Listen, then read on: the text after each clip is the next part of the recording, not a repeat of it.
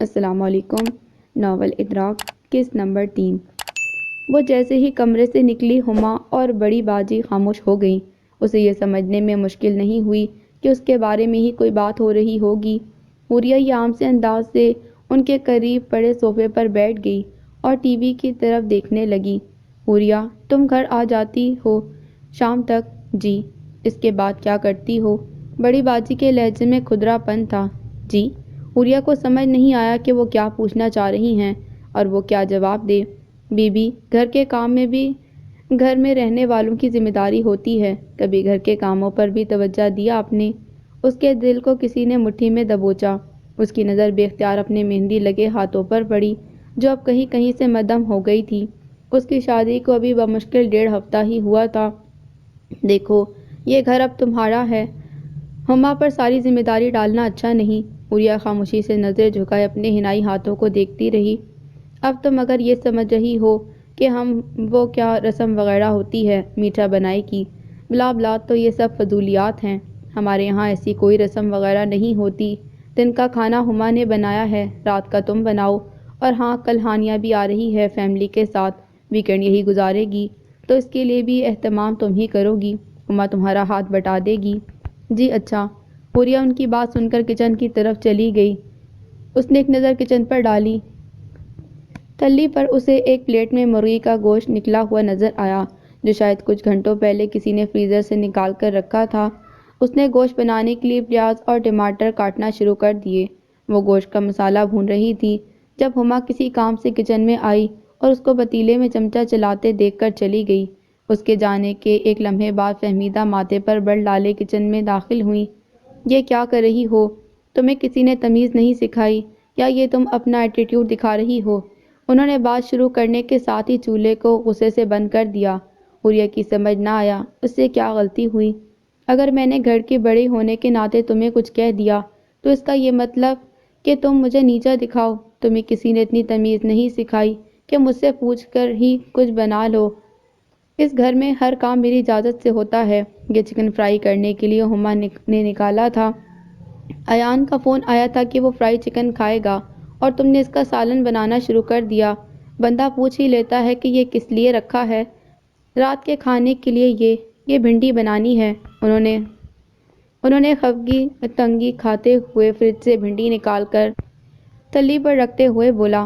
جی وہ حوریہ be be office کے کاموں کو تو بڑی اچھی طرح نبھاتی ہوں گی، آپ ذرا گھر کے کاموں کو بھی نبھائیں تو جانوں، آئندہ خیال رکھیں۔ وہ پیچ و تاب کھا کر کچن سے نکل گئیں۔ حوریہ کی آنکھوں میں نمی تیر گئی۔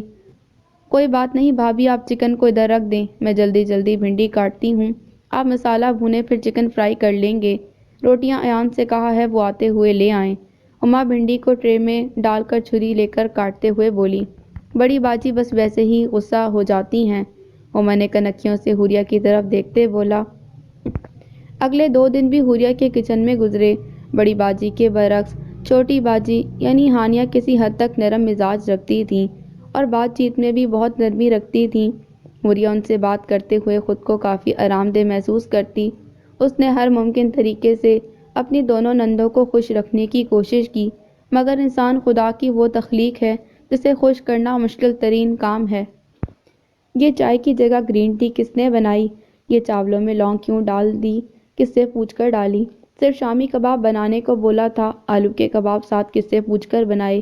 کولڈ ڈرنک کے ساتھ آئس کریم کیوں رکھی گئی؟ اسی قسم کے اور بہت سے اعتراض جو اس نے اپنے تئیں خوش کرنے کے لیے کیا، مگر وہ اس کی مشکلات میں اضافے کا باعث بنتا گیا۔ ہما ہر جگہ اس کی دل جوئی کرتی، کبھی وہ بھی اکھڑی اکھڑی ہو جاتی۔ اسے بھی یہاں آئے دن ہی کتنے ہوئے تھے کہ وہ کسی کو سمجھ سکتی۔ ہما کا رویہ پہلے دن سے اس کے ساتھ کچھ روکھا سا تھا، مگر بڑی باجی کی کسی بھی غلط بات پر سب سے پہلے وہی حوریہ کی دل جوئی کرتی۔ اسے یہ بات سمجھ نہ آ رہی تھی۔ شادی کے بعد کے ان 2.5 ہفتوں میں ہی اسے ایسا لگنے لگا جیسے وہ صدیاں جی چکی ہے۔ اس کے لیے اندر اور باہر میں کوئی فرق نہیں تھا، اندر بھی تنہائی تھی اور باہر بھی۔ وہ ہر بار اپنے دل کو تسلیاں دے کر اسے میٹھی نیند سلا دیتی۔ ان 2.5-3 ہفتوں میں اس کا ایک بار پھر گھر والوں سے رابطہ نہیں ہوا اور نہ ہی آذر سے۔ اس کا دل چاہا وہ گھر جائے، اپنی امی سے ملے، بہن بھائیوں کی خبر لے۔ اور آذر، کیا اسے ذرا بھی میری پرواہ نہیں؟ نئی نویلی دلہن کے ساتھ اس نے دل میں سوچا اور ایک سسکی نکل گئی۔ وہ اگلے دن جاب سے گھر آئی تو اپنی امی اور ہیرا کو دیکھ کر خوشی سے پاگل ہو گئی۔ ہما نے ان کو حوریہ کے آنے تک کمپنی دی تھی، پھر وہ بچی کو لے کر اپنے کمرے میں چلی گئی۔ حوریہ کو آج پھر روکھی اور ناراض لگی۔ اسے ہما کا مزاج سمجھ نہ آتا تھا، پل میں خوش اخلاق ملنسار اور پل میں انتہائی تیکھی اور بد لحاظ۔ بڑی باجی ابھی تک یونیورسٹی سے گھر نہ پہنچی تھی۔ حوریہ نے کچن میں جا کر فٹافٹ کھانے کا انتظام شروع کر دیا۔ ہیرا اور امی نے منع کرنے کے باوجود اس سے انہیں کھانا کھا کر جانے پر اصرار کیا۔ اس نے کچن کے کاموں میں مدد لینے کی غرض سے ہما کے کمرے کا رخ کیا۔ وہ کمرے میں موجود نہیں تھی، بلکہ باہر بالکنی میں کسی سے موبائل پر محو گفتگو تھی۔ حوریہ خاموشی سے واپس آ گئی اور کام میں مصروف ہو گئی۔ باقی کے سارے کام اس نے خود اکیلے کیے۔ وہ میز پر کھانا لگانے میں مصروف تھی۔ جب بڑی باجی گھر میں داخل ہوئیں، انہوں نے حوریہ کی امی اور بہن کو دیکھتے ہی بہت خوش مزاجی سے ان سے سلام دعا کی، ان کا بہت اچھے طریقے سے استقبال کیا اور اپنی بھرپور خوش اخلاقی کا مظاہرہ کیا۔ حوریہ کو یہ سب دیکھ کر خوشی ہوئی۔ بریانی کی ڈش ٹیبل پر رکھتے ہوئے اس کی نظر بڑی باجی پر پڑی۔ حوریہ چند دنوں میں ان کے مزاج سے کس قدر آشنا ہو چکی تھی اور اس کی چھٹی حس اسے بہت سے خدشات میں ڈال رہی تھی۔ بڑی باجی نے ان کو الوداع بھی بہت خوش اخلاقی سے کیا۔ ان کے انداز سے بالکل ظاہر نہ ہو رہا تھا کہ ان کے اندر کیا چل رہا ہے۔ یہ کوئی طریقہ ہے منہ اٹھا کر چل پڑو، نہ کسی کو بتایا نہ کہا، ہمارے یہاں ایسا نہیں ہوتا حوریہ بی بی۔ حوریہ ٹیبل سمیٹ کر کچن کی طرف جا رہی تھی جب بڑی باجی کی آواز کانوں میں پڑی، اور کس سے پوچھ کر تم نے انہیں کھانے پر روکا تھا؟ ہم کوئی بھوکے ننگے ہیں کہ کسی کو کھانا نہ کھلا سکیں، مگر ہر چیز کا ایک طریقہ ہوتا ہے۔ مجھے بتانے کی زحمت تک گوارا نہیں کی گئی۔ فہمیدہ کی آنکھیں سرخ ہو رہی تھیں۔ فہمیدہ کی آنکھیں سرخ ہو رہی تھیں۔ جی وہ بڑی باجی، میں آپ کو بتانے لگی تھی۔ میں جب ہما بھابھی کے کمرے میں گئی تو وہ فون پر بات کر رہی تھیں، میں نے سوچا۔ جی ہاں، ہما نے ہی بتایا ہے، ورنہ آپ کو تو بتانے کا کوئی ارادہ نہیں تھا مجھے۔ تمہاری ماں بہن نے اچانک سے ہی تو ارادہ نہیں کیا ہوگا نا؟ مجال ہے جو تم نے مجھے ہوا بھی لگنے دی ہو، جیسے میں نہیں اس گھر کی مالکن تم بن گئی ہو۔ نہ جانے انسان کی سوچ ایک ہی دائرے میں کیوں گھومتی ہے، چاہے انسان امیر ہو یا غریب، چاہے امیری میں اپنی املاک کا مالک ہو یا غریبی میں اپنی کسی جھونپڑی کا، اسے ہمہ وقت اپنی چیز پر ملکیت کا حق جتانے کا شوق کیوں رہتا ہے؟ صرف شوق ہی نہیں، بلکہ اپنی ملکیت پر کسی کی شراکت کو برداشت کرنے کا حوصلہ بھی نہیں ہوتا۔ یہ جذبہ اتنا شدید ہوتا ہے کہ بات صرف چیزوں تک ہی محدود نہیں رہتی، بلکہ انسانوں اور ان سے جڑے رشتوں تک پہنچ جاتی ہے۔ پھر انسان اپنے رشتوں پر بھی اپنا پورا حق جتاتا ہے، ان میں کسی کی بھی شراکت کو برداشت نہیں کرتا، کسی کڑی دوائی کو حلق سے اتارنے اور ان میں کسی کی بھی شراکت کو برداشت کرنا کسی کڑوی دوائی کو حلق سے اتارنے کے مترادف ہو جاتا ہے۔ حوریہ اپنی صفائی میں منمناتی رہی اور بڑی باجی اس پر گرجتی برستی رہی۔ ہما نے فوراً اپنا کردار ادا کیا اور حوریہ کی دلجوئی کے ساتھ ساتھ بڑی باجی کی بیش بہا برائیاں بھی کیں۔ وہ خود مختار تھی، اچھے خاندان سے تھی، بے انتہا خوبصورت تھی، مگر بہت کم ہمت اور بزدل۔ دیکھنے والی آنکھ تو یہی دیکھ رہی ہوتی کہ اپنا کماتی ہے، نوکری پیشہ عورت ہے، کہاں کسی کی سنتی ہے، مگر وہ سن بھی رہی تھی اور سہ بھی رہی تھی، کیونکہ وہ خود مختار ہونے کے باوجود بے اختیار تھی، اپنا آپ خود سنبھالنے کے باوجود دوسروں پر انحصار کر رہی تھی، کیونکہ یہ اس کی مجبوری تھی۔ یہ لو مشل، یہ تمہارے لیے، اور ہما یہ آپ کے لیے، یہ ایان بھائی کو دے دیجیے گا، اور یہ دونوں پیکٹ ایک بڑی باجی کے لیے اور ایک چھوٹی باجی کے لیے۔ اس گھر میں آنے کے بعد جاب پر جاتے ہوئے آج پہلی تنخواہ ملی تھی، تو سوچا آپ سب کے لیے تحفے لیتی چلوں۔ حوریہ نے گھر میں داخل ہونے کے بعد لاؤنج میں ٹی وی دیکھتی ہما اور اس کے 3 سال کی بچی کو تحفہ دیتے ہوئے بتایا۔ بڑی باجی کہاں ہیں؟ حوریہ نے کچن میں پانی کا گلاس لا کر صوفے پر بیٹھتے ہوئے پوچھا۔ وہ آج انہیں ایک سیمینار میں جانا ہے تو رات دیر سے آئیں گی، ہما شاپر سے اپنا گفٹ نکالتے ہوئے بتا رہی تھی۔ مشل حوریہ کے دیے کھلونوں میں گم ہو گئی۔ بہت خوبصورت لان ہے، پرنٹ بھی اچھا ہے، یہ کلر تو میرا پسندیدہ ہے۔ بہت شکریہ حوریہ، لیکن آپ گئی کیسے تھیں؟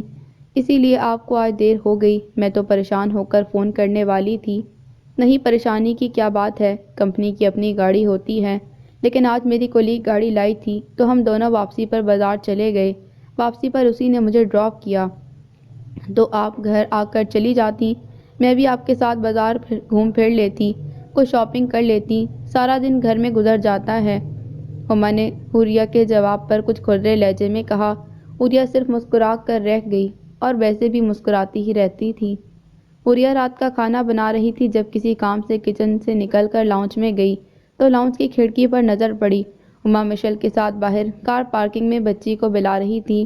یہ حوریہ کو معلوم تھا، مگر وہاں بڑی باجی اور ایان آ چکے تھے، مگر گھر کے باہر ہی کھڑے باتوں میں مصروف تھے۔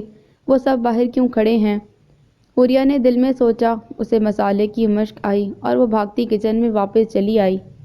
کھانا بن گیا ہے جی، بس آپ لوگ فریش ہو جائیں، میں جب تک روٹیاں بنا لوں، حوریہ نے چولہے کی آنچ مدھم کرتے ہوئے بڑی باجی کو بتایا۔ روٹیاں بن جائیں گی، لیکن یہ لاؤنج میں شاپنگ بیگز کیسے پڑے ہیں؟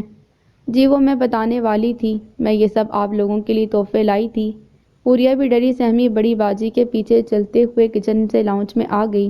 کیا مطلب گفٹ لائی تھیں، اور کس سے پوچھ کر؟ تنخواہ ملنے کا یہ مطلب نہیں اسے فضول خرچی میں اڑا دیا جائے۔ وہ سر جھکائے بڑی باجی کی بات سن رہی تھی۔ بھلا گفٹ بھی کوئی پوچھ کر لاتا ہے کسی کے لیے؟ وہ سب کو خوش رکھنے کی جتنی کوشش کر رہی تھی، اتنی ہی اپنے آپ کو اس کی کوشش میں ناکام محسوس کر رہی تھی۔ اس گھر میں آپ کا بھی حصہ ہے، جو کچھ آپ کماتی ہیں، لہٰذا آپ ہر ماہ تنخواہ کا ایک محدود حصہ بانٹیں گی۔ باقی کی تنخواہ کہاں ہے؟ وہ میں نے امی کے اکاؤنٹ میں جمع کرا دی۔ سدرا و سفیان کی پڑھائی؟ وہ سب گھر والوں کے سامنے کسی مجرم کی طرح کھڑی بتا رہی تھی۔ اسے اپنی حد تک محسوس ہوئی، شادی سے پہلے جتنا آپ نے کیا وہ کافی ہے، اب آپ انہیں پیسے کیوں دے رہی ہیں؟ اور آپ کی ماں کو بھی ذرا شرم نہیں آپ سے پیسے لیتے ہوئے؟ وہ امی، دیکھو حوریہ، میں تمہیں بہت سمجھدار سمجھتی تھی، مگر تمہارا کوئی بھی عمل تمہاری سمجھداری کا ثبوت نہیں دیتا، اور تم کس سے پوچھ کر اپنی کولیگ کے ساتھ جاب سے واپس گئی؟ ہمارے یہاں ایسا نہیں ہوتا، ہما بھی اس گھر کی فرد ہے، اس کے ساتھ بھی بازار جایا جا سکتا تھا۔ ویسے معذرت کے ساتھ بھابھی، آپ اگر جاب کرتی ہیں، آدھا دن باہر رہتی تو اس کا یہ مطلب نہیں کہ میری بیوی گھر کی ملازم بن کر سارا کام دیکھا کرے۔ گھر کے کام کاج میں آپ کا بھی برابر کا حصہ ہونا چاہیے۔ بڑی باجی کی بات کو آگے بڑھاتے ایان نے کہا۔ تو ایان بھائی، میں گھر کی ذمہ داری اٹھا تو رہی ہوں، حوریہ نے کمزور لہجے میں کہا۔ ویسے میں کام گنوانا نہیں چاہتا، مگر آپ ایسا نہیں کر رہی، تبھی مجھے بولنا پڑا ہے۔ بہتر ہوگا آئندہ آپ ان چھوٹی چھوٹی باتوں کا خیال رکھیں، ایان نے صوفے سے اٹھتے ہوئے بولا۔ اس نے نظر اٹھا کر اپنے اطراف میں دیکھا، اب بولنے کو کیا رہ گیا تھا؟ بڑی باجی اپنے کمرے میں جا چکی تھیں، باقی سب بھی ادھر ادھر ہو گئے۔ لاؤنج میں خاموشی تھی، سکوت تھا، حوریہ کے چاروں طرف اندھیرا۔ اس نے لاؤنج کے کارنر ٹیبل پر پڑے شاپنگ بیگز کو دیکھا، اسے بے اختیار آذر کی یاد آئی۔ بہت شدت سے اس نے آذر کی کمی محسوس کی تھی۔ ہیلو، کیسی ہو؟ ہیرا نے حوریہ کے فون اٹھاتے ہی اس سے پوچھا۔ حوریہ، ہیلو۔ ہاں ہیلو، ہیرا کیسی ہو تم؟ حوریہ کا لہجہ روحانسی ہو رہا تھا۔ کیا ہوا حوریہ، سب خیریت تو ہے؟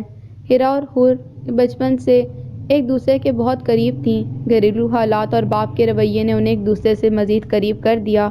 ہیرا کو حوریہ کا لہجہ بہت عجیب لگا۔ پتہ نہیں۔ ہاں سب خیریت ہے، تم اپنی سناؤ۔ نہیں، پہلے تم مجھے بتاؤ کیا ہوا ہے، اتنی پریشان کیوں لگ رہی ہو؟ اب خواہ مخواہ کی بناوٹی باتیں نہ شروع کر دینا۔ نہیں، یہ نہیں وہ، جلدی سے اصل بات کی طرف آنا۔ آج کے دور میں لوگوں کے پاس ٹائم نہیں ہوتا تمہیدوں کا۔ ہیرا اپنی فطری چھیڑ چھاڑ سے اس کا موڈ اچھا کرنے کی کوشش کرنے لگی۔ اس کا پوچھنا گویا حوریہ کا دل اندر تک چھلنی کر گیا، تو قطرے آنسوں کے ساتھ حوریہ کی آنکھوں سے بہہ نکلے۔ دوسری طرف فون پر ہیرا جان گئی کہ حوریہ رو رہی ہے۔ حوریہ مضبوط بنو، ہیرا نے اسے تسلی دی۔ اچھا یہ بتاؤ، پردیس کب سدھار رہی ہو؟ آذر بھائی سے گپ شپ لگتی رہتی ہے۔ ہیرا نے اپنی دانست میں اس کا دھیان بٹانا چاہا، مگر وہ نہیں جانتی تھی کہ اس نے حوریہ کی دکھتی رگ پر ہاتھ رکھ دیا۔ حوریہ، میں پوچھ رہی ہوں، آذر بھائی سے بات ہوئی تمہاری؟ نہیں۔ کیا مطلب نہیں؟ وہ فون نہیں کرتے کیا؟ ہیرا کو ایک دھچکا لگا۔ پتہ نہیں، شاید کرتے ہوں، مجھے کبھی نہیں کیا۔ حوریہ کی ایک سسکی نکل گئی۔ تو اس میں اتنا پریشان ہونے کی کیا بات ہے؟ باہر جا کر کمانا آسان کام نہیں ہوتا، پھر یہاں اور وہاں کے وقت میں بھی تو فرق ہوگا، تم کر لو فون۔ ہیرا جانتی تھی کہ حوریہ کس اذیت سے گزر رہی ہوگی، اس کے باوجود وہ اسے مثبت پہلو کی طرف لا کر بات سنبھالنا چاہ رہی تھی۔ مگر حوریہ کا جواب سن کر اسے حیرت، صدمہ اور نہ جانے کیا کیا ہوا۔ میرے پاس ان کا نمبر نہیں۔ اوہ حوریہ، تم کس صدی میں سانس لے رہی ہو؟ کس زمانے کی لڑکی ہو؟ انہوں نے کبھی فون نہیں کیا، آپ کے پاس نمبر نہیں۔ کیوں لڑکی مرد سے ہی پہل کی توقع کرتی ہے؟ کیوں اسے لگتا ہے کہ ہر مرد مضبوط ہی ہوگا؟ تم اس کی منگیتر تھی اور بات تھی اتنے سال نکاح رہا تو تم لوگوں کا۔ چلو کوئی بات نہیں، اگر اس میں بھی بات نہیں ہوئی تو۔ مگر اب حوریہ بی بی، آپ اس گھر میں اس کی بیوی کی حیثیت سے رہ رہی ہیں۔ اپنی چپ کو توڑو۔ جہاں بہت سے مسائل بولنے سے پیدا ہوتے ہیں، وہیں بہت سے مسائل چپ رہنے سے جنم لیتے ہیں، اور چپ دوریوں کا باعث بنتی ہے۔ ہم لڑکیاں چاہے کسی بھی دور کی ہوں، مرد سے ہی کیوں چاہتی ہیں کہ وہ چپ توڑے، وہی سکوت میں نغمہ بن کر گونجے۔ کیا پتہ دوسری زند مرد یہ چاہ رہا ہو کہ عورت سکوت توڑے۔ جس طرح تم ساری زندگی جہد مسلسل کرتی رہی ہو، اسی طرح انہوں نے بھی اپنا آپ بنانے کے لیے زندگی کا کتنا کچھ کھویا ہوگا۔ محبت کے چند جملوں کے لیے وہ بھی ترس رہے ہوں گے۔ پھر ان کو ترسا کر تمہیں کیا مل رہا ہے؟ انہیں فون کرو، ان سے بات کرو، یوں خاموش نہ بیٹھو۔ وہ دم ساتے ہیرا کی باتیں سن رہی تھی، اسے ہیرا کی باتیں دل کو لگ رہی تھی۔ اس نے کچھ دیر ہیرا سے بات کی، پھر فون رکھ دیا۔ اس کا دل قدرے ہلکا ہو گیا۔ اگلے دن ہفتہ تھا اور اس کی چھٹی تھی۔ اس نے سوچ لیا کہ وہ آذر کو فون کرے گی اور اس سے سب کچھ شیئر کرے گی، سب کچھ، اور اسے یہ بھی بتائے گی کہ وہ نوکری چھوڑ رہی ہے۔ بڑی باجی کے مزاج کو وہ اس طرح دو کشتیوں میں سوار ہو کر نہیں سہ سکتی، اور نہ ہی ہما اور ایان بھائی کی باتیں سننے کا اس میں حوصلہ ہے۔ بڑی باجی مجھے گھر کی ذمہ داری کا بولتی تو میں اب کلی طور پر گھر میں رہ کر گھریلو زندگی گزارنا چاہتی ہوں۔ ہاں ٹھیک ہے، اس نے دل میں فیصلہ کیا۔ وہ آذر سے پہلے اپنے اس اٹل فیصلے کے بارے میں بڑی باجی کو آگاہ کرنا چاہتی تھی۔ وہ نمبر کس سے لے آذر کا؟ ہما سے؟ نہیں، وہ کیا سوچے گی، میرے پاس اب تک آذر کا نمبر نہیں اور میرا اس سے کوئی رابطہ نہیں۔ ایان بھائی سے؟ نہیں بڑی باجی۔ ہاں مگر کیا وہ نمبر دے دیں گی؟ اس نے دل میں سوچا۔ ہاں کیوں نہیں، آخر میں بیوی ہوں آذر کی، جسے بڑی باجی نے ہی پسند کیا تھا اور بہت پیار سے اس گھر میں لائی ہیں۔ اس نے اپنے دل کو تسلی دی اور کل صبح کے انتظار میں بستر پر لیٹ گئی۔ دنیا کا ہر انسان ہر رات اپنی آنکھوں کو نیند دے کر سلاتا ہے کہ وہ جانتا ہے صبح ہوگی۔ صبح کے لیے بہت سے منصوبے بنا کر دل میں دہراتے ہوئے لیٹتا ہے۔ صبح ہوتی ہے اور اس کے منصوبے تکمیل کو پہنچتے ہیں، مگر کچھ لوگوں کی زندگی میں رات کا اندھیرا ہی ٹھہر جاتا ہے۔ صبح کی لاکھ امید کیوں نہ ہو، مگر صبح نہیں ہوتی۔ اوہ میں تو بھول ہی گئی کہ آج ہفتہ ہے، آج چھٹی ہے، بڑا اچھا دن گزرے گا آج تو۔ چلیں مل کر ناشتہ بناتے ہیں۔ ہما اپنے بال لپیٹتی کچن میں داخل ہوئی تو حوریہ کو دیکھ کر بولی، ہاں گھر میں رہنے میں جو سکون ہے وہ اور کہاں۔ آج تو چھٹی ہے میری، تو آپ کا دن بھی اچھا گزرے گا، مگر میں سوچ رہی ہوں آپ کا ہر دن اچھا گزرے، اس لیے پکی چھٹی لے لی جائے۔ حوریہ کا موڈ بھی کافی خوشگوار تھا۔ وہ پتہ نہیں کس دھیان میں یہ بات کر گئی۔ ہما کے تو جیسے کان کھڑے ہو گئے۔ ہیں کیا مطلب؟ پکی چھٹی؟ جاب سے پکی چھٹی؟ ہما نے انڈے پھیرتے حوریہ کی طرف دیکھا۔ اس نے اس بات میں سر ہلا کر مسکرانے پر ہی اکتفا کیا۔ بڑی باجی کو آج شام کی کلاس میں 2 لیکچر لینے جانے تھے، اس لیے وہ بھی اٹھ کر گھر کے دیگر کاموں میں لگ گئی۔ ناشتے کے بعد کام والی آ گئی تو حوریہ اس سے گھر کی صفائی کروانے لگ گئی اور ہما اپنی بچی کو لے کر ناشتہ کرانے چلی گئی۔ بڑی باجی بڑی خوش نظر آ رہی ہیں آپ، کام والی نے جھاڑو مارتے ہوئے گنگناتے حوریہ سے پوچھا، جو بیڈ شیٹ بچھا رہی تھی۔ وہ آج واقعی خوش تھی، شاید اس لیے کہ آج اس نے آذر سے بات کرنے کا ارادہ کیا تھا، مگر وہ پریشان بھی تھی کہ وہ آذر سے کیا بات کرے گی، بات شروع کیسے کرے گی۔ اسے کچن سے برتن پٹکنے کی سی آواز آئی۔ بڑی باجی اکثر اپنا غصہ برتنوں پر ہی نکالتی تھیں، مگر اس وقت ان کے غصے کی وجہ حوریہ کو سمجھ نہ آ رہی تھی۔ وہ لاؤنج صاف کروانے کے بعد کام والی کو لے کر بڑی باجی کے کمرے کا باتھ روم دھلوانے کے لیے ان کے کمرے میں لے گئی۔ وہ سوچ رہی تھی ساتھ ہی بڑی باجی سے آذر کا نمبر مانگے گی اور اپنے ارادے سے بھی آگاہ کر دے گی۔ بڑی باجی زور زور سے کسی سے فون پر بات کر رہی تھی۔ لو بھلا بتاؤ، یہ کام بھی میں ہی کروں، ساری زندگی اپنی گنوا دی میں نے۔ یہ بول کر وہ اپنی آنکھوں میں آئے آنسو پوچھنے لگی۔ ارے حد ہے، یہ حد نہیں بابا، لو آ گئی ہے وہ، تم خود ہی بات کرو۔ یہ کہہ کر انہوں نے غصے سے فون حوریہ کی طرف بڑھا دیا اور خود بستر کے کونے پر ہو کر رونے لگ گئی۔ کس کا فون ہے باجی؟ حوریہ نے فون تقریباً کیچ کرتے بڑی باجی سے پوچھا، جس کا انہوں نے کوئی جواب نہ دیا۔ حوریہ نے سہمے ہوئے فون کان سے لگایا۔ ہیلو، یہ کیا ہو رہا ہے گھر میں؟ تمہیں اتنا بھی لحاظ نہیں کہ تم ابھی نہیں آئی ہو؟ کچھ عرصہ تو خیال کر لو۔ بڑی باجی ہمارے لیے ماں سے بڑھ کر ہیں۔ آج ہم جو کچھ ہیں ان کی وجہ سے ہیں اور ہم یہ برداشت نہیں کریں گے کہ ان کی آنکھوں میں آنسو آئے۔ روز روز کے تماشے کرنے تھے تم نے۔ اس گھر میں عزت سے رہنا ہے تو ہر بات بڑی باجی کی سننی ہوگی اور ماننی بھی۔ یہ نوکری چھوڑنے کا کیا تماشا ہے؟ شوق تھا نوکری کرنے کا تو اب کرو، بلکہ ساری عمر کرو۔ اب بڑی باجی نے تمہیں گھر کے 2 کاموں کے لیے ہی کہہ دیا تو کیا تم ہمیشہ انہیں اسی طرح نوکری چھوڑنے کی دھمکی دیا کرو گی؟ یہ بات کان کھول کر سن لو کہ گھر کے خرچوں میں تمہارا پورا حصہ ہوگا اور بڑی باجی تمہاری تنخواہ کا جتنا حصہ تم سے کہتی ہیں تم نے انہیں دینا ہوگا۔ ہما اس گھر کی ملازم نہیں اور نہ ہی بڑی باجی۔ نوکری کرنا تمہارا شوق ہے تو اس کی ذمہ دار وہ دونوں نہیں کہ وہ ملازموں کی طرح لگی رہیں۔ جاب کی ذمہ داری خوش اسلوبی سے اٹھائی جا سکتی ہے تو گھر کی بھی اٹھاؤ، سمجھ آئی؟ میں اور ہاں، میری بیوی کی حیثیت سے اس گھر میں رہنا چاہتی ہو تو مجھے آئندہ کوئی شکایت نہ ہو۔ اور ایک بات، اس گھر میں رہتے ہوئے ہر کام کے لیے بڑی باجی کی اجازت لیا کرو۔ بڑی باجی کو فون دو۔ اس نے آذر کی چند ثانیے سانس لینے پر کچھ بولنا چاہا، مگر آذر نے دوبارہ بات شروع کر دی۔ اب آگے کیا تھا کچھ کہنے سننے کو؟ کیا رہ گیا تھا کچھ کہنے کو؟ اور ہیرا کہتی ہے کہ بات کروں، محبت کا پیاسا ہے وہ۔ اس نے فون بڑی باجی کی طرف بڑھایا۔ اپنی آنکھوں میں آئی نمی کو اس نے بہت مشکلوں سے آنکھوں میں جذب کیا۔ ہاں بس ٹھیک ہوں اب، اپنی زندگی تو وار دی تم لوگوں پر۔ اسے کمرے سے نکلتے ہوئے بڑی باجی کی آواز آئی جو فون پر آذر سے کہہ رہی تھی۔ اس کا دھیان اس طرف گیا ہی نہیں کہ بڑی باجی کو پہلے ہی اس کی جاب چھوڑنے کے بارے میں کس نے بتایا اور آذر کو یہ غلط فہمی کس نے ڈال دی کہ جاب کرنا اس کا شوق ہے۔ جاب تو اس کی مجبوری تھی، انتہائی مجبوری۔ میٹرک کے بعد سے اب تک جاب گھسیٹنا اس کے لیے کتنا مشکل تھا یہ وہ ہی جانتی تھی۔ وہ تو گھریلو مزاج رکھنے والی سادہ سی لڑکی تھی جو گھر گرہستی سنبھالنا چاہتی تھی بجائے اس کے کہ باہر جا کر دھکے کھائے۔ اگلے دن اس نے اپنی تنخواہ کا 70% حصہ بڑی باجی کو دے دیا۔ اپنی ضروریات کے لیے اس نے اپنے پاس چند ہزار رکھے۔ بڑی باجی نے اس سے سارا حساب کر کے بتایا کہ کہاں اس کا حصہ لگے گا۔ گو کہ حوریہ کو یہ جاننے میں دلچسپی تھی ہی نہیں بڑی باجی کے سخت رویے کے پیچھے اسے کبھی کبھی کوئی نازک سی نرم مزاج فہمیدہ نظر آتی۔ فہمیدہ اس وقت 16 برس کی تھی جب اس کی امی کو جگر میں مسلسل درد رہنے لگا۔ بہت علاج کرائے مگر کسی کو ان کا مرض سمجھ نہ آ سکا۔ 2 سال اسی تکلیف میں گزرتے رہے۔ کسی نے انہیں ملتان میں کسی بزرگ کا بتایا۔ مرض سے نجات کے لیے وہ کہیں بھی جانے کو تیار تھی۔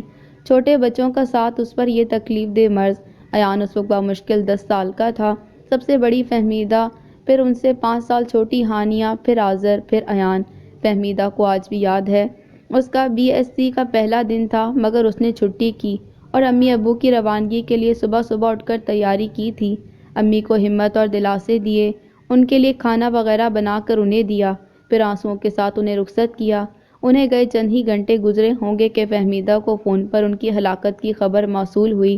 جنا اسپتال میں اس کے امی ابو خون میں لت پت ابدی نیند سو رہے تھے۔ سپر ہائی وے پر ٹریفک حادثے نے دونوں کی جان لے لی۔ اس کے لیے یہ خبر کسی قیامت سے کم نہ تھی۔ اس عمر میں ساری صورتحال سے نمٹنا اس کے لیے بہت مشکل ہو رہا تھا۔ قریبی رشتہ داروں نے رشتہ داری کا حق ادا کیا، تدفین سے لے کر سوئم تک کے تمام امور کو دیکھا، ان کے بچوں کو سنبھالا، ایک ایک کر کے سب جاتے گئے۔ بھلا کون کسی کا لمبے وقت تک ساتھ دے پاتا ہے؟ فہمیدہ پر گھر کی ساری ذمہ داری آ گئی تھی، صرف گھر کو سنبھالنے کی ہی نہیں بلکہ معاش کی ذمہ داری بھی اسے فکر مند کر رہی تھی۔ اس کی خالہ تھیں جو 15 دن ان کے ساتھ رک گئی تھیں۔ وہ فہمیدہ کو حوصلہ دیتی اور گھر کے دیگر کام کاج کر دیتی، چھوٹے بہن بھائیوں کا خیال رکھتی، مگر وہ بھی اتنے دن کہاں ساتھ دے سکتی تھیں۔ ان کا اپنا بھی گھر تھا، چھوٹے بچوں کا ساتھ تھا۔ البتہ مہینہ ڈیڑھ تک دن کے کسی بھی وقت روز آ جاتی، گھر کی دیکھ بھال میں فہمیدہ کا ساتھ دے دیتی۔ فہمیدہ کو اور باقی بہن بھائیوں کو شروع میں بہت ڈر لگتا، انہیں رات کو نیند نہ آتی، سب کے ذہنوں پر ایک عجیب طرح کا خوف تھا۔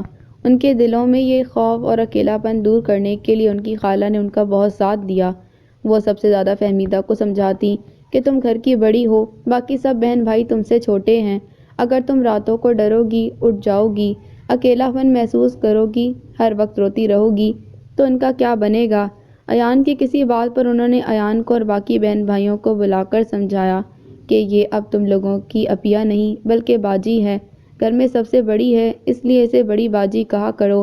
بڑی باجی ماں کی طرح ہوتی ہے، اس لیے اس کا کہنا ماننا، اس کا خیال رکھنا، ہر بات اس سے پوچھ کر کرنا تم سب لوگوں کا فرض ہے، ورنہ اللہ تم سب سے ناراض ہو جائے گا۔ خالہ کی باتوں کا ان سب پر بہت اثر ہوا۔ اس دن کے بعد فہمیدہ ایک ہی رات میں بہت بڑی بن گئی۔ اسے خود بھی احساس نہ ہوا، مگر وہ گھر کی بڑی باجی بن گئی۔ پھر اس نے گھر کی ہر ذمہ داری اپنے ناتواں کندھوں پر اٹھانے کی ٹھان لی، اور یہ سب خالہ کے سمجھانے کی وجہ سے ہوا، اور ورنہ ابھی تک والدین کی فوت کے احساس سے نکل نہ پا رہی تھی۔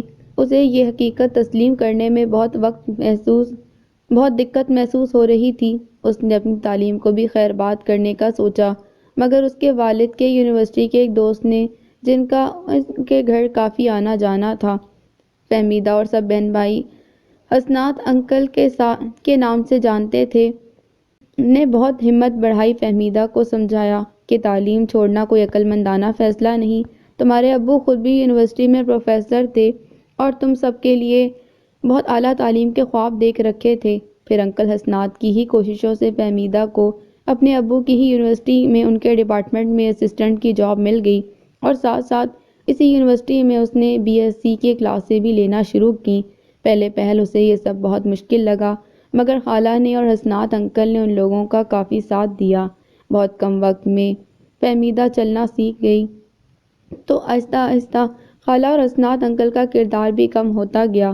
وہ شام ڈھلے گھر آتی، گھر کا کام کاج کرتی، کھانا وغیرہ بناتی، کچھ ہانیہ مدد کرتی، پھر بہن بھائیوں کو پڑھاتی اور رات گئے کہیں خود سوتی۔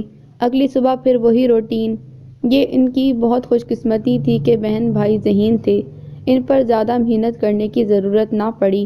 خالہ جانتی تھی کہ فہمیدہ کے والدین اپنی زندگی میں جس جگہ فہمیدہ کی بات پکی کر گئے ہیں، وہاں فہمیدہ کی شادی کر دیں جلد از جلد۔ وہ صرف فہمیدہ کا منگیتر ہی نہیں تھا، بلکہ وہ دونوں ایک دوسرے کی پسند اور محبت بھی تھے۔ والدین کے فوت ہونے کے بعد سے ہی فہمیدہ نے ان کے رویوں میں کھنچاؤ محسوس کیا۔ زوال البتہ فہمیدہ کی دلجوئی کو موجود رہتا۔ خالہ کی اس رائے کو فہمیدہ نے کلی طور پر مسترد کر دیا، یہ کہہ کر کہ آپ خود ہی تو کہتی ہیں میں اس گھر کی بڑی باجی ہوں، تو ان سب کو اس گھر میں کس کے حوالے کر کے خود چلی جاؤں؟ ان کی پڑھائیاں لکھائیاں یہ سب کیسے ہوگا؟ اس نے زوال سے مہلت مانگی، ساتھ دینے کی درخواست کی، مگر وہ اپنی جگہ مجبور تھا۔ وہ اتنا لمبا عرصہ انتظار نہیں کر سکتا تھا۔ وہ ویسے بھی کینیڈا کی امیگریشن لے کر جا رہا تھا اور چاہتا تھا کہ اپنی بیوی کے ساتھ جائے۔ وہ شاید انتظار کر بھی لیتا، مگر معاشرتی رویہ اور بدلتے چہرے کی نظر ہو گیا اس کا پیار فہمیدہ کے لیے۔ فہمیدہ نے اپنے بہن بھائیوں کا کل بنانے کے لیے اپنی محبت بھی قربان کر دی۔ وقت گزرتا رہا۔ فہمیدہ ماسٹرز کرنے کے بعد اسی یونیورسٹی میں لیکچرار لگ گئی۔ زندگی کی گاڑی گزرنے لگی، مگر اسے اچھے طریقے سے چلانے کے لیے انہیں اپنے ابو کا بنایا مکان فروخت کرنا پڑا۔ ہانیہ اور آذر کا انجینئرنگ یونیورسٹیز کے اخراجات اٹھانا صرف لیکچرار شپ سے بہت مشکل ہو رہا تھا۔ ایک مڈل کلاس علاقے میں کرائے کا گھر لے کر رہنا شروع کر دیا۔ پھر فہمیدہ کی ترقی ہوتی گئی۔ ہانیہ کا انجینئرنگ مکمل ہو گیا، وہ بھی گھر میں کچھ کما کر لانے لگی، تو وہ کسی قدر اچھے علاقے میں شفٹ ہو گئے۔ آذر بھی اپنے پیروں پر کھڑا ہو گیا۔ اسے اپنے گھر کا سب سے زیادہ احساس تھا۔ اس نے بچپن سے بڑی باجی کو سخت محنت کرتے دیکھا۔ بڑی باجی کو والدین کے بعد اگر کسی سے کوئی توقعات تھیں تو وہ آذر تھا۔ آذر فہمیدہ کے لیے بہت بڑا سہارا تھا۔ بڑی باجی کے یونیورسٹی کے پروفیسرز کے تعلقات کے سبب بہت مشکلوں اور کوششوں سے اس نے آذر کی انجینئرنگ کے بعد اسے مڈل ایسٹ بھیج دیا۔ آذر کو خود ہر بات کا احساس تھا اور بڑی باجی کی توقعات کا بھی، اس لیے اس نے بھی دن رات کمر توڑ محنت اور ہمت کی، اپنا نام بنایا۔ ہانیہ کی بخیر و خوبی شادی ہوئی تو کافی حد تک ان کی ذمہ داریوں میں کمی آ گئی۔ مکان کے فروخت کچھ پیسے فہمیدہ نے اسی مقصد کے لیے رکھے تھے، جن میں سے کچھ ہانیہ کی شادی پر لگ گئے اور باقی آذر کے باہر جانے وہاں سیٹ ہونے پر۔ آذر ہر ماہ معقول رقم بڑی باجی کو بھیجنے لگا، پھر ایان بھی کمانے لگا۔ انہوں نے ایک اپر مڈل علاقے میں ایک پلاٹ خرید لیا۔ اگلا مرحلہ اس پر مکان کی تعمیر تھا، جس کے لیے انہیں مزید ہمت، محنت اور رقم کی ضرورت تھی۔ پھر ایان اور آذر کی شادیاں۔ آذر کی شادی پر تیار ہوتے ہوئے اس نے خود کو آئینے میں دیکھا تو کثیر تعداد میں اسے اپنے بالوں میں سفید بال نظر آئے۔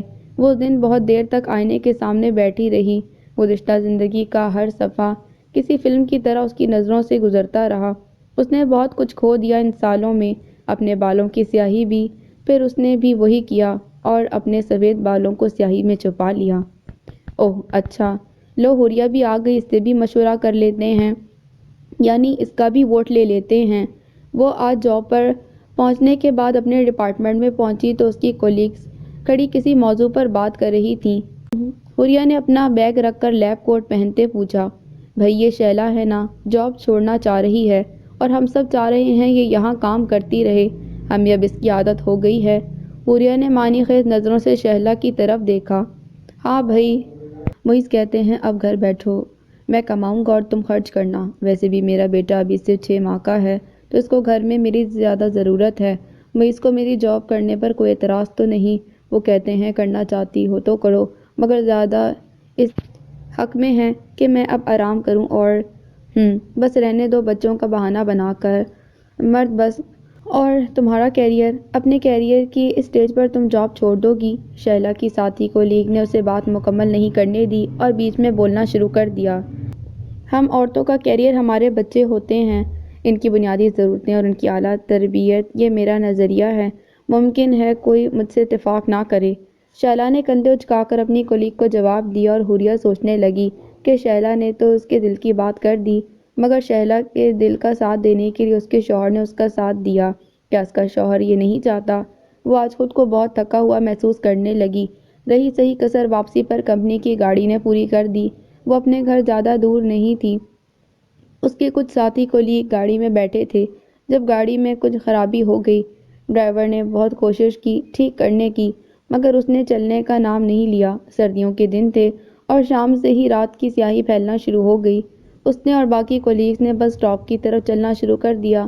اس کے کانوں میں شیلا کے الفاظ گونجنے لگے۔ اسے یہ بھی خیال نہیں رہا کہ وہ سڑک کے کنارے نہیں چل رہی۔ اس کے خیالوں کا تسلسل جب ٹوٹا جب پیچھے سے اسے گاڑی کا ہارن سنائی دیا۔ گاڑی والے نے گاڑی کچھ آگے کر کے اس کے ساتھ روک دی۔ یقیناً اب اسے سنائے گا، اس نے دل میں سوچا، وہ شاید سناتا بھی، مگر یہ کیا وہ خود اسے دیکھ کر چونک گیا۔ حوریہ تم، میرا مطلب ہے آپ اس وقت اس طرح، وہ میری کمپنی کی گاڑی خراب ہو گئی تھی تو بس میں اس نے عجیب سی نظروں سے اس کی طرف دیکھا۔ اس کی نظروں میں کیا تھا حوریہ بھی پڑھ نہ سکی۔ وہ اس کے کئی بار اصرار کرنے پر بھی اسے منع کرتی رہی کہ وہ خود چلی جائے گی، مگر فارس بھی کہاں ہار ماننے والوں میں سے تھا۔ تمہیں یاد ہے ایک بار بل جمع کراتے تم مجھے ملی تھی اور جب میں تمہیں یونیورسٹی تک ڈراپ کرنے کی آفر کرنے لگا تو تم نے کیا کہا تھا؟ کو وہ بات اچھی طرح حرف حرف یاد تھی، مگر وہ نہ جانے کیوں شرمندہ کھڑی تھی۔ اس نے جواب میں کچھ نہیں کہا۔ اس وقت میں ٹیکسی بھی مشکل سے ہی افورڈ کرتا، مگر آج الحمدللہ یہ میری اپنی گاڑی ہے، پرانی اور چھوٹی سے ہی مگر اپنی ہے، تو پلیز مجھے اور اصرار مت کرواؤ اور بیٹھ جاؤ۔ دیکھو رات کے سائے بڑھتے جا رہے ہیں۔ حوریہ چپ چاپ گاڑی میں بیٹھ گئی۔ فارس نے گاڑی میں بیٹھتے ہوئے ایک ٹھنڈی سانس کھینچی۔ باقی کا راستہ خاموشی سے گزرا۔ ہما جانے اسے کب سے فون کیے جا رہی تھی، اسے اس بات کا احساس ہی نہ ہوا۔ اس کا فون سائلنٹ پر تھا۔ وہ نہ جانے کس وجہ سے بار بار کھڑکی میں دیکھ رہی تھی۔ جب اس نے حوریہ کو فارس کی گاڑی سے اترتے ہوئے دیکھا، فارس بھی اس کے ساتھ اتر گیا اور اس کے قریب آ کر بولا، اندر آنے کا نہیں کہو گی؟ ہم میں اتنی تو رشتہ داری ہے ہی کہ تم مجھے چائے کی آفر کرو گی۔ فارس نے شرارتی لہجے میں کہا۔ حوریہ کی اداسی کچھ اور بڑھ گئی۔ میں معذرت چاہوں گی مگر اوکے چلو پھر سہی، لیکن یہ ادھار رہی، اب تو گھر دیکھ لیا ہے، پھر کبھی آ جائیں گے بن بلائے۔ حوریہ کی بات مکمل ہونے سے پہلے ہی فارس نے بولنا شروع کر دیا۔ حوریہ کو ایک ٹک دیکھتا رہا، پھر اسے خدا حافظ کہہ کر گاڑی میں بیٹھ گیا۔ حوریہ گھر میں داخل ہوئی تو ہما فون پر کسی سے بات کر رہی تھی، پھر عجلت میں فون بند کر کے اس کے پاس آ گئی۔ اوف، آپ کہاں رہ گئی تھیں؟ بڑی باجی کے فون پر فون آ رہے تھے، شہر کے حالات خراب ہو گئے ہیں، آپ پہنچی یا نہیں، ایان بھی ابھی ابھی گھر آئے ہیں، بڑی باجی بھی راستے میں ہیں، بس پہنچتی ہی ہوں گی۔ ہما نے بغیر سانس لیے بولنا شروع کیا۔ لیں، بڑی باجی بھی آ گئی، شکر ہے۔ ایان پہنچ گیا گھر۔ بھئی بڑی فائرنگ اور توڑ پھوڑ ہو رہی ہے شہر میں، بڑی مشکلوں سے میں اپنی گاڑی بھگاتی ہوئی لائی ہوں۔ تم کیسے آئی ہو حوریہ؟ بڑی باجی نے اپنی کہانی سناتے اچانک ہی اس کی طرف رخ پھیر کر سوال کیا۔ وہ اس اچانک سوال کی توقع نہیں کر رہی تھی۔ اسے لگا جیسے اس کی چوری پکڑ لی گئی ہو۔ جی وہ گاڑی، کمپنی کی گاڑی تو خراب ہو گئی تھی نا۔ تمہاری ایک کلیگ میری اچھی دوست ہے، اسے پتہ چلا، پھر تم کیسے گھر پہنچی؟ وہ جیسے عدالت میں کھڑی ہو، اسے کوئی جواب سمجھ نہ آ رہا تھا، مگر اس نے کوئی چوری تو نہ کی تھی۔ وہ سچ بتانے لگی جب اسے بڑی باجی کی آواز دوبارہ آئی۔ ہما بتا رہی تھی، کوئی پرائیویٹ گاڑی تھی۔ کون تھا وہ؟ حوریہ نے سب سچ بتا دیا، مگر اس کے باوجود بڑی باجی کے شدید رد عمل کا شکار ہوئی۔ کیوں، کیسے، کب، کہاں، کس سے پوچھ کر، اور بہت کچھ۔ اسے لگا اس کا دل ڈوب رہا ہے۔ اسے اپنے کمرے میں آئے تھوڑی ہی دیر ہوئی تھی جب بڑی باجی موبائل اٹھائے کمرے میں داخل ہوئیں اور اس کی طرف بڑھا دیا۔ آذر سے بات کرو۔ ہیلو، السلام۔ یہ کیا مذاق لگا رکھا ہے روز روز؟ مجھے یہاں سکون ملے گا یا نہیں؟ میں یہاں جان مار کر کمائی کروں یا پاکستان کی ٹینشنیں سر پر سوار کروں؟ اچھی بیویوں کا کام شوہر کی پریشانیوں میں اضافہ کرنا نہیں ہوتا۔ تم ایان کو فون کر سکتی تھیں، بڑی باجی کو فون کر دیتی، وہ لینے آ جاتی تمہیں۔ گھر میں دو دو گاڑیاں ہیں، تم بڑی باجی کو فون نہیں کر سکتی تھیں؟ وہ اور بھی پتہ نہیں کیا کیا بولتے رہے۔ انہوں نے حوریہ کو اتنی مہلت بھی نہیں دی کہ وہ ڈھنگ سے سلام ہی کر سکتی۔ وہ خاموشی سے سنتی رہی۔ اس کی آنکھوں میں ستارے جگمگانے لگے۔ بڑی باجی کسی فاتح کی طرح موبائل لے کر کمرے سے نکل گئیں۔ اسے اس چیز کا اب کچھ اندازہ ہونے لگا تھا کہ ہما اس کے پیچھے پڑی ہوئی ہے۔ کیوں؟ یہ بات وہ نہیں جان سکی۔ اس کے ہر کام کی اطلاع پہلے ہی بڑی باجی کو پہنچ جاتی۔ وہ اگلے دن جاب سے آنے کے بعد لاؤنج میں بیٹھی ہما کے ساتھ چائے پی رہی تھی۔ بڑی باجی کچن میں کچھ کر رہی تھی جب فون کی گھنٹی بجی۔ فون حوریہ سے قریب تھا، اس نے اٹھایا۔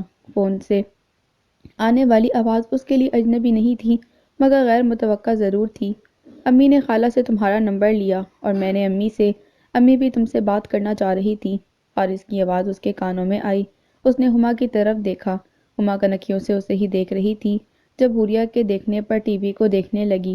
حوریہ نے حتی الامکان لہجہ نارمل رکھنے کی کوشش کی، مگر اس کا نروس پن ہما سے پوشیدہ نہیں رہ سکا۔ فارس اس سے کچھ پوچھتا، وہ کچھ بتاتی، پھر خالہ نے بات کی اور حوریہ نے فون رکھ دیا۔ یہ آپ کا وہی گاڑی والا کزن، میرا مطلب ہے فارس تھا نا؟ ہما نے اس کے فون رکھتے ہی پوچھا۔ میرا خالہ زاد بھائی۔ حوریہ ہما کی ذہنیت کچھ سمجھنے لگی تھی، اس لیے اسے اس طرح بتایا۔ شادی سے پہلے سب بھائی ہی ہوتے ہیں، مگر کچھ شادی کے بعد بھی۔ میرا مطلب ہے یہ آپ کا سابقہ منگیتر ہے نا؟ بلکہ منگیتر نہیں، آپ لوگوں کی بات چیت طے تھی نا؟ حوریہ کے ماتھے پر اس کی بات سے ایک دم بل پڑے۔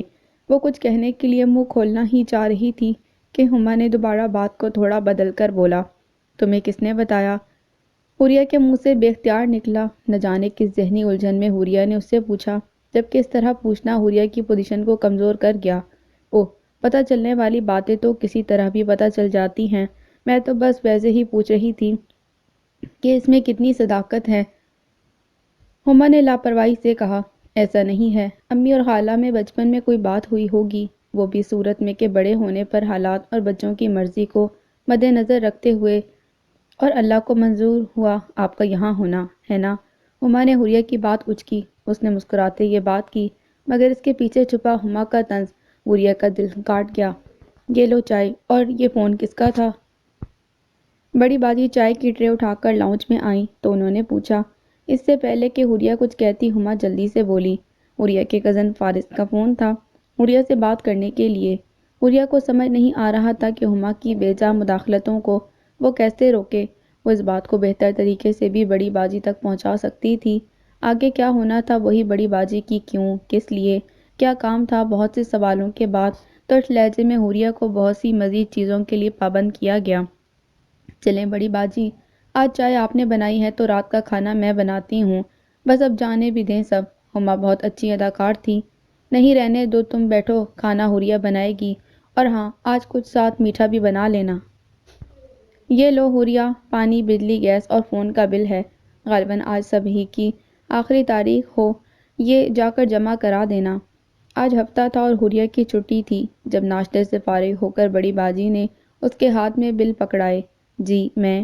ہاں تم، کیوں تم بل جمع کروانا نہیں جانتی؟ یہ سب بھی گھر کی ذمہ داریوں میں شامل ہوتا ہے۔ بڑی سہولت سے کمپنی کی گاڑی میں آنا اور جانا تو آسان ہوتا ہے، صرف جاب پر جاؤ اور گھر آ کر آرام فرماؤ، لیکن اور بھی بہت سے کام ہوتے ہیں گھر کے جنہیں ہمیں دیکھنا ہوتا ہے۔ اور ہاں، آج سے ہر مہینے ان بلوں کی ادائیگی اور انہیں جا کر جمع کروانا تمہاری ذمہ داری ہے۔ گھر میں رہ رہی ہو تو ذمہ داریوں کو بانٹو بھی۔ وہ میں آپ میرا مطلب ہے کیسے جاؤں؟ اوہ کیا بات ہے، ٹھہرو میں آذر کو فون کر دیتی ہوں کہ تمہارے لیے لینڈ کروزر آرڈر کر دے۔ کیا لوگ پبلک ٹرانسپورٹ پر سفر نہیں کرتے؟ میں تمہیں اسی لیے نہیں چھوڑ سکتی کہ آج مجھے گاڑی ورک شاپ میں دیکھ کر بہت ضروری کام سے یونیورسٹی جانا ہے۔ پرانی گاڑی جان کا عذاب بن جاتی ہے۔ وہ بات کرتے کرتے حوریہ کو سوچوں میں گم چھوڑ کر بیرونی دروازے سے نکل گئیں۔ آپ بل جمع کروانے جا رہی ہیں تو پلیز آتے ہوئے یہ کچھ چیزیں لکھیں۔ مشل ضد کر رہی ہے، کچھ کھا نہیں رہی تو پلیز لیتی آئیے گا۔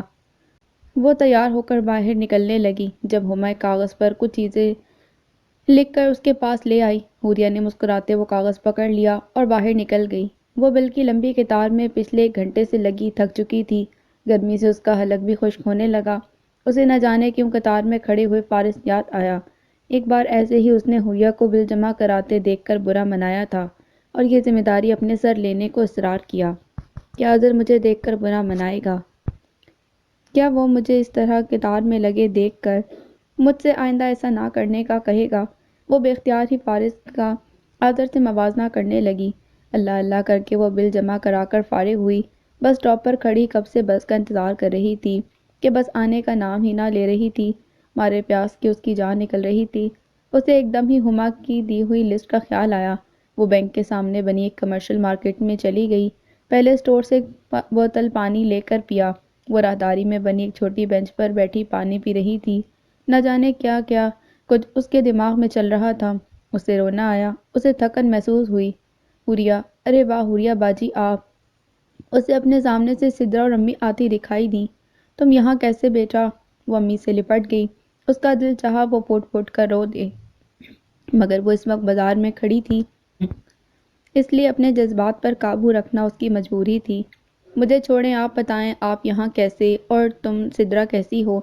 حوریہ نے اپنی آواز کو حد درجہ بحال کرتے خوشی کی مصنوعی اداکاری کرتے ہوئے امی پھر سدرا کو پیار کرتے ہوئے پوچھا۔ وہ تو تمہیں آج فون کرنے ہی والی تھی میں۔ ماشاءاللہ ہم کل شکیل کی شادی کی تاریخ رکھنے جائیں گے۔ 3 ماہ بعد ربیع الاول کی کسی بھی مبارک تاریخ کو شادی رکھنے کا پکا کیا ہے۔ اور مزید خوشخبری سنو، شکیل کی ترقی ہو گئی ہے اور اس کی تنخواہ میں بھی اضافہ ہوا ہے۔ شکیل نے تو آندھی طوفان کسی جلدی مچا دی ہے، کہتا ہے شادی کی تیاریاں شروع کر دیں، بس اسی کے لیے شاپنگ کرنے نکلی تھی۔ دیکھو آج تو شاپنگ کر کے ہم تھک ہی گئے۔ حوریہ کو امی کے لہجے سے ان کی خوشی کا احساس ہو رہا تھا۔ اسے اپنی امی کی خوشی دیکھ کر ہمیشہ خوشی ہوتی تھی۔ واہ، مگر آپ لوگوں کی شاپنگ کہاں ہے اور یہاں کیسے؟ او بیٹا، تمہیں تو پتہ ہے شکیل پرائے دیس میں لانے لے جانے کا مسئلہ ہوتا ہے۔ اللہ بھلا کرے فارس کا، وہی ہماری ذمہ داری اٹھائے ہوئے ہے۔ اس کی گاڑی میں سارا سامان رکھا ہوا ہے، یہاں سے کچھ گھر کا سودا وغیرہ لینا تھا، وہی لینے اندر اسٹور میں گیا ہے۔ لو وہ آ گیا۔ السلام علیکم۔ وعلیکم السلام۔ بھئی یہ تو بہت اچھا ہوا ہمیں حوریہ یہاں مل گئی، اب اسے ساتھ لے کر گھر چلتے ہیں۔ آج تم ہمارے ساتھ ہی چلو، شام کو ہیرا بھی آ رہی ہے اپنے میاں اور بچوں کے ساتھ، تم بھی چلو۔ نہیں امی باجی پلیز، آپ آج ضرور ہمارے ساتھ چلیں گی، ہماری شاپنگ نہیں دیکھیں گی؟ اوف باجی اتنا مزہ آیا، شکیل بھائی نے یہ ڈھیر سارے پیسے بھجوائے تھے، ہم نے تو خوب شاپنگ کی۔ سدرا کی آنکھوں میں بھی چمک تھی، نہ جانے ان کی زندگیوں میں کتنے عرصے بعد یہ خوشحالی اور خوشیاں آئی تھیں۔ کون کہتا ہے پیسوں سے خوشیاں نہیں خریدی جا سکتی؟ کیا یہ خوشیاں نہیں تھیں جو وہ اپنی امی اور سدرا کی آنکھوں میں دیکھ رہی تھی؟ واہ مگر سدرا، بس باجی آپ ہمارے ساتھ چل رہی ہیں، سدرا نے پھر اصرار کیا۔ جی چلیں، سمن بھی آپ کو یاد کر رہی تھی، بہت دنوں سے آپ سے ملنا چاہ رہی تھی۔ فارس کی نظروں میں محبت، لہجے میں اداسی اور انداز میں اصرار اور درخواست تھی۔ اب چلو بھی حوریہ بیٹا، اتنا کیا سوچنا، تمہارے ابو بھی تمہارے لیے بہت اداس ہیں۔ اس نے امی کی آنکھوں میں نمی، اداسی، چمک، خوشی اور نہ جانے کیا کیا دیکھا۔ وہ خاموشی سے ان کے ساتھ چل پڑی۔ گھر پہنچ کر اس نے اپنے ابو کو دیکھا جو بس بستر سے لگے بیمار اور کمزور لیٹے ہوئے تھے۔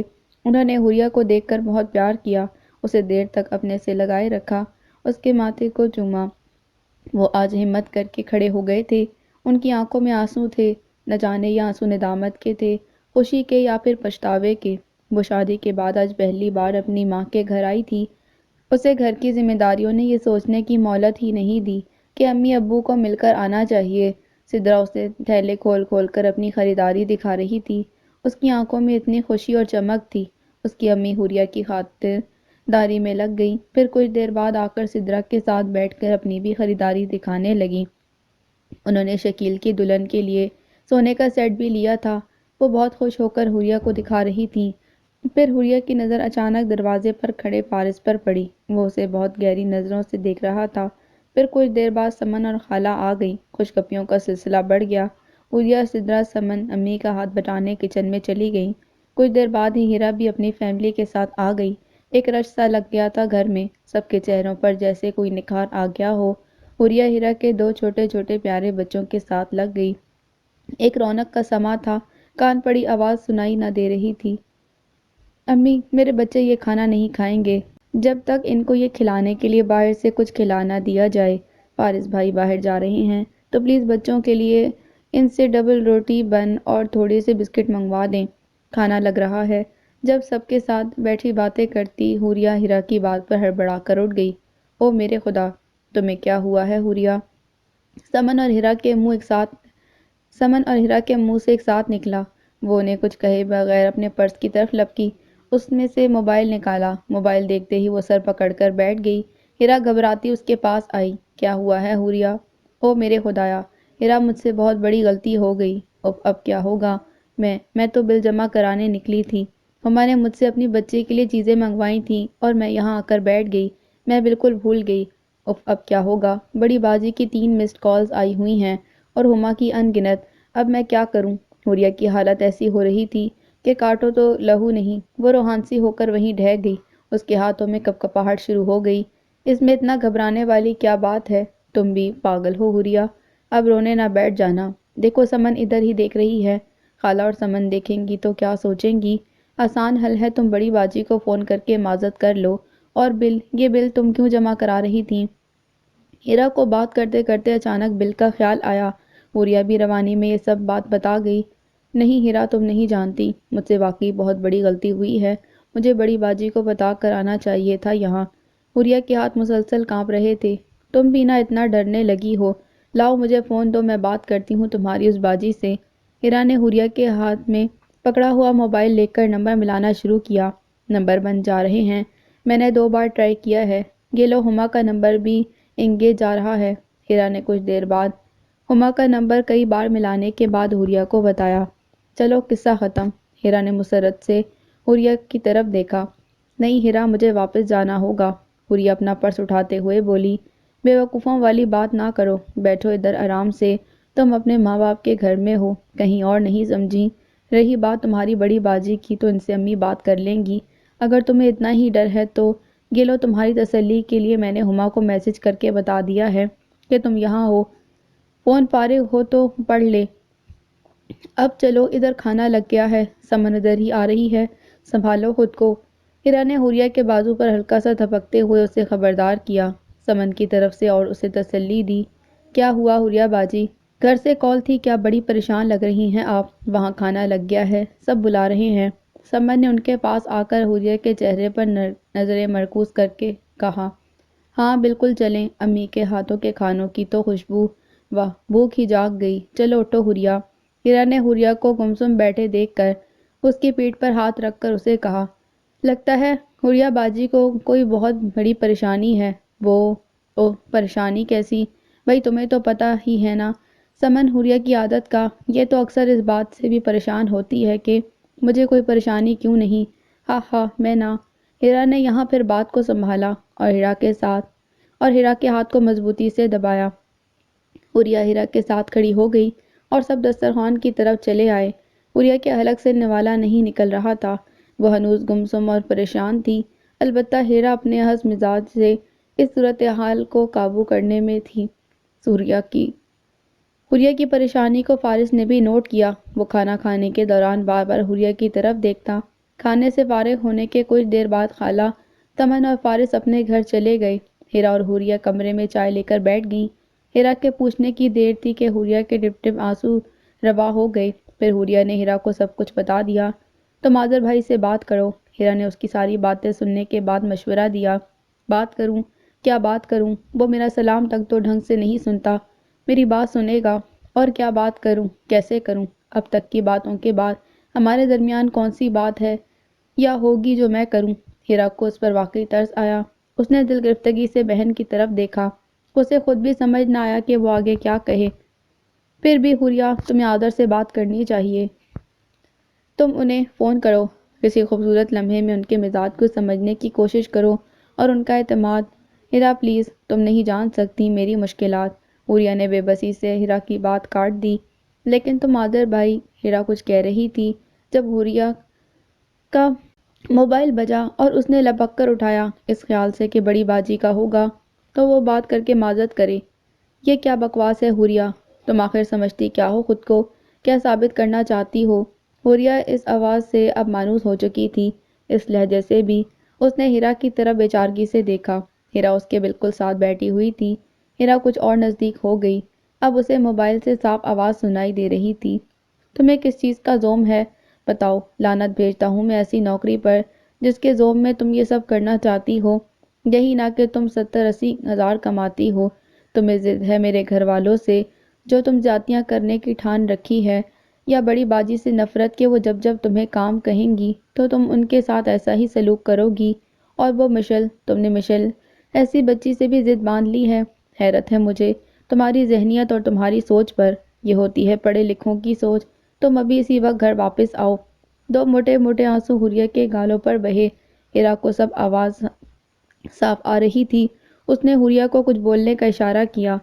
تمہاری نظر میں بڑے چھوٹے کی کوئی تمیز ہی نہیں، اور نہ ہی کسی کی بات کی اہمیت، کہ تمہیں میں نے کہا بھی تھا بڑی باجی ہمارے لیے بہت اہم ہیں۔ پھر بھی یقیناً تم اس وقت اپنے ماں باپ کے گھر میں ہی ہوگی، تو اتنی تمیز تو تمہارے گھر والوں کو بھی ہونی چاہیے۔ کوئی لحاظ، کوئی مروت نہیں ان میں۔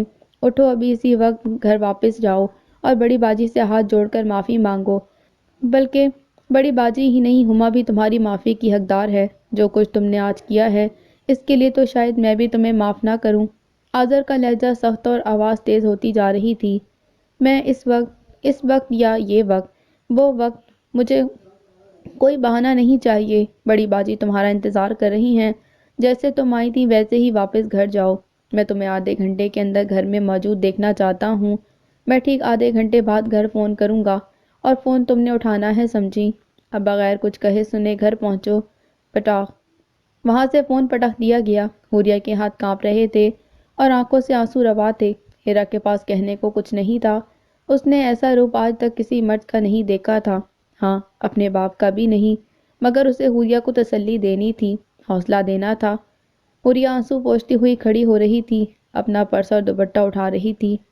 حریہ، دیکھو، کچھ مت کہنا ہیرا پلیز، مجھے کوئی دلاسا، کوئی ہمدردی نہیں چاہیے۔ یہ شاید میرے مقدر میں لکھا تھا، اور ہاں تم نے کچھ سنا نہیں، تم کچھ نہیں جانتی، سمجھی؟ اگر یہ بات امی یا گھر والوں کو پتہ چلی تو میں تم سے زندگی بھر بات نہ کروں گی۔ حریہ کی آواز کپ کپا رہی تھی۔ مگر حریہ، تم جاؤ گی کیسے؟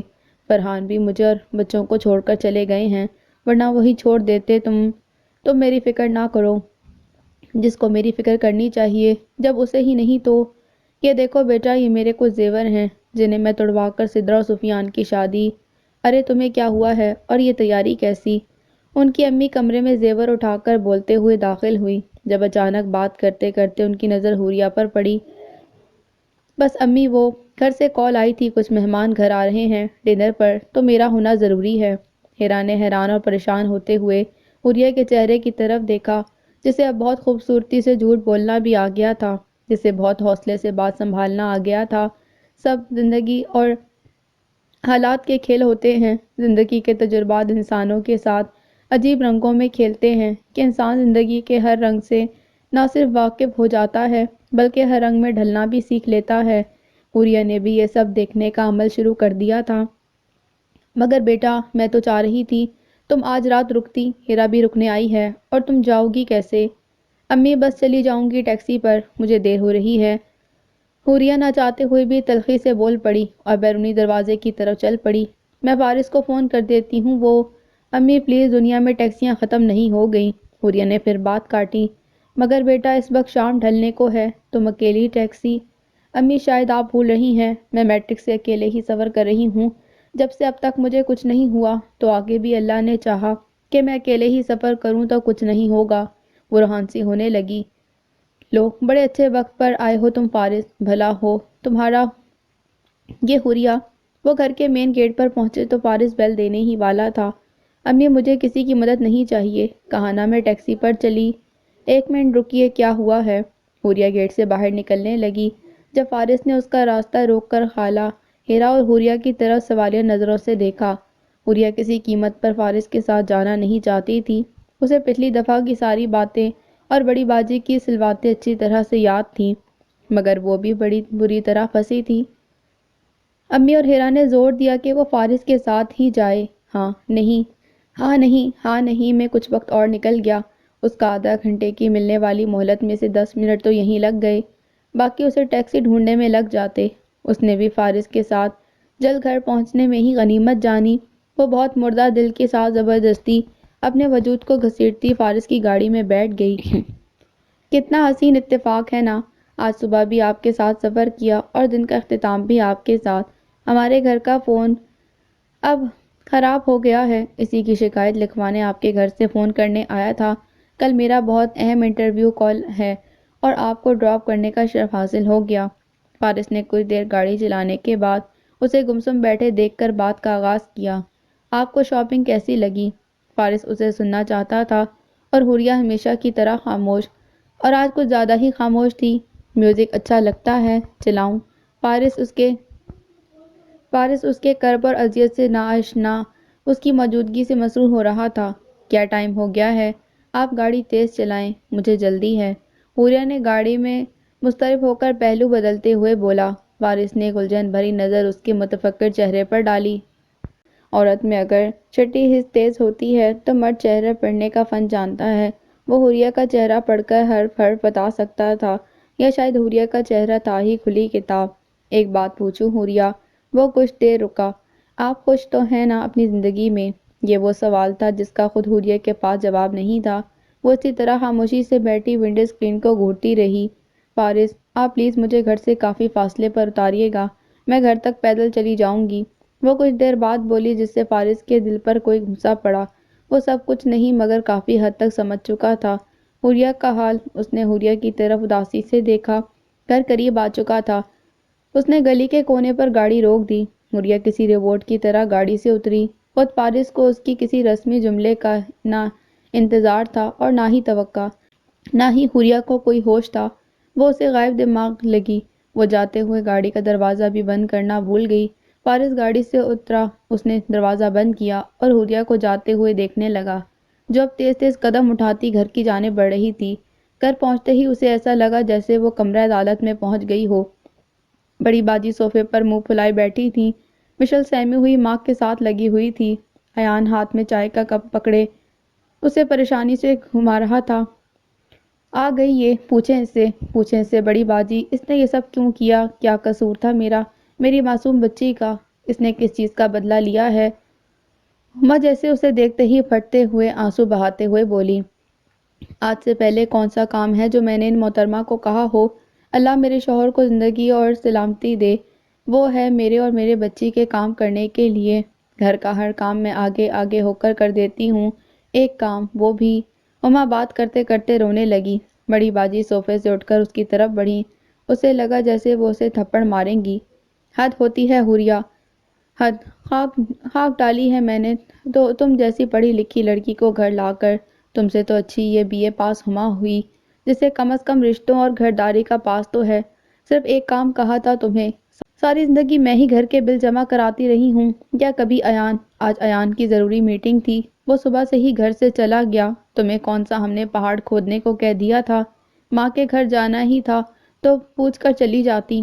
چلو نہیں گئیں، وہاں پہنچ کر ہی بتا دیتی۔ اس پر اس بچی کے ساتھ رو رو کر بچی ہلکان ہوتی رہی اور انہوں نے اپنا فون تک نہ اٹھایا۔ ہما نے بیچ میں روتے ہوئے لقمہ دیا۔ حد ہوتی ہے بھابھی، میری بچی کے ساتھ آپ کی کیا ضد ہے؟ بڑی باجی، آج آپ بھابھی کو صاف صاف بتا دیں، میں اپنی بیوی اور بچی پر کوئی کمپرومائز نہیں کروں گا اور نہ ہی کوئی لحاظ کروں گا۔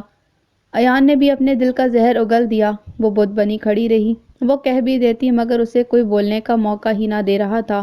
وہ بولتی بھی تو کیا بولتی، وہ تو خود اپنے آپ کو مجرم تصور کر رہی تھی۔ اس سے بھول ہوئی تھی۔ وہ کچھ کہنے ہی لگی جب فون کی گھنٹی بجی۔ اس نے بڑی باجی کی طرف دیکھا۔ اٹھاؤ، آذر تم سے بات کرے گا۔ بڑی باجی کا لہجہ پہلے سے کہیں زیادہ سخت تھا۔ اس نے سب کی طرف التجائیہ نظروں سے دیکھتے فون اٹھایا۔ پہنچ گئی ہو گھر؟ اس کا ہیلو سنتے آذر کی گرجدار آواز کان میں پڑی۔ جی، اب میرے سامنے بڑی باجی سے معافی مانگو اور ہما سے بھی۔ آذر کا لہجہ آخری الفاظ بولتے ہوئے اٹک رہا تھا۔ شاید اسے بھی اپنی بیوی کی تذلیل محسوس ہو رہی تھی۔ ہما سے معافی منگواتے ہوئے، مگر وہ بڑی باجی کے آگے مجبور تھا۔ حوریہ کا دل کٹ مرنے کو چاہ رہا تھا۔ اتنی تذلیل! وہ فون پکڑے بے سود کھڑی رہی۔ آئی ایم سوری ٹو آل۔